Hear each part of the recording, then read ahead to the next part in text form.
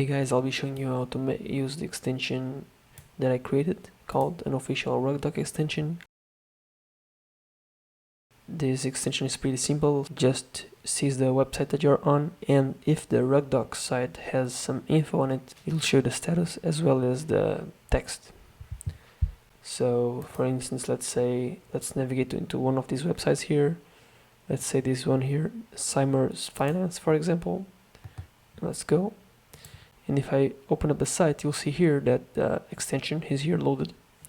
It has the yellow signal, meaning it has some risk.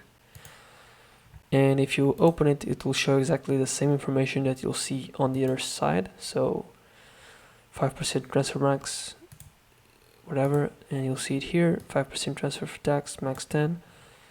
And this is done automatically, so if you go to any website, it will check if it's on the RugDoc database.